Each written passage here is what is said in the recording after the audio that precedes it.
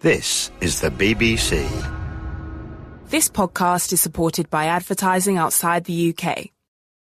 This is a download from BBC Learning English. To find out more, visit our website.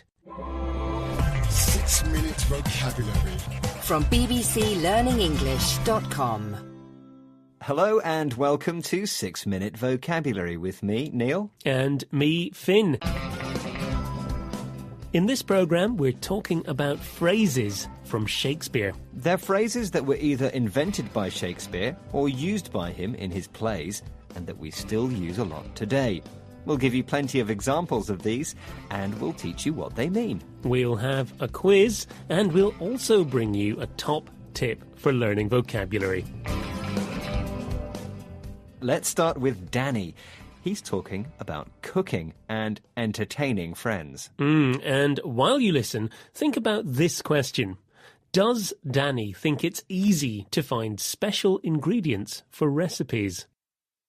For some people, food is the be-all and end-all, and I have friends who, whenever I visit, produce a dish fit for the gods. But in my opinion, cooking is not for the faint-hearted. I really hate spending forever and a day in the kitchen.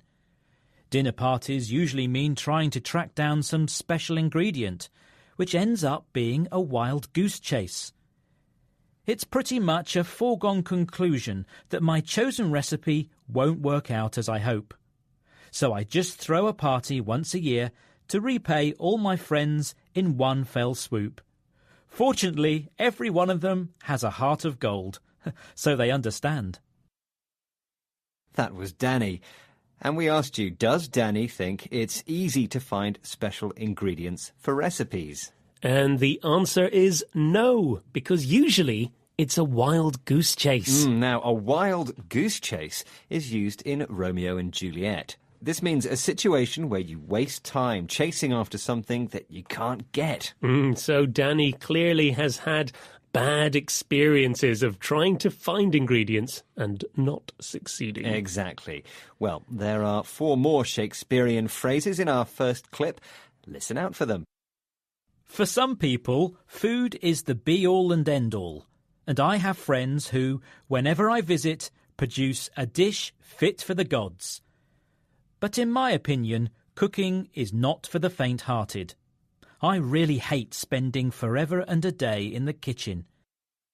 So, food is the be-all and end-all. That's the beginning and ending of everything, which means it's the most important thing. And that's why they always produce a dish fit for the gods.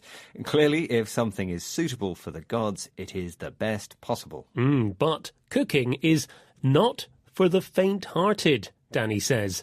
The faint-hearted are people who lack courage or determination, and he thinks people like that shouldn't cook.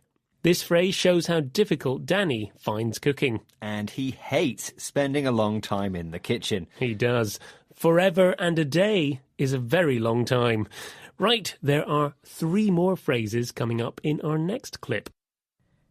It's pretty much a foregone conclusion that my chosen recipe won't work out as I hope. So I just throw a party once a year to repay all my friends in one fell swoop. Fortunately, every one of them has a heart of gold, so they understand. Now, if something is a foregone conclusion, it's a result that is certain to happen. He thinks it's certain that his recipe won't work out. And that's why he entertains his friends in one fell swoop. Now, if you deal with things in one fell swoop, that means you deal with them all together and suddenly, like a bird sweeping down through the air to attack something. Yes, he doesn't want to cook for people more often than necessary. But fortunately, his friends understand how he feels, don't they? They do. They each have a heart of gold. Now that means they're very kind and caring. 6 Minute Vocabulary from BBC Learning English. And it's quiz time. Today, you have to change the last 3 or 4 words of each sentence to use a phrase from Shakespeare from the programme. So number 1, Some successful people don't go to university. It's really not the most important thing. Which phrase from Shakespeare can replace the most important thing? It's really not the be-all and end-all. Right, number 2. We got stuck in bad traffic, so the journey took a very long time. So what can replace a very long time? The journey took forever and a day. Correct. And number 3. Everyone thinks Claire is the nicest person.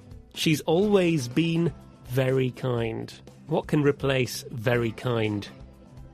She's always had a heart of gold. Oh, she has. That's excellent. And that is the end of our quiz. Well done if you got them all right. But before we go, here's today's top tip. English is very rich in phrases and idioms like the ones in this programme. Using them makes your English sound much more like that of a native speaker. Use an idioms dictionary and try learning 5 idioms a day. Then try working them into your conversations too. There's more about this at bbclearningenglish.com. Join us again for more 6-minute vocabulary. Bye-bye. Goodbye.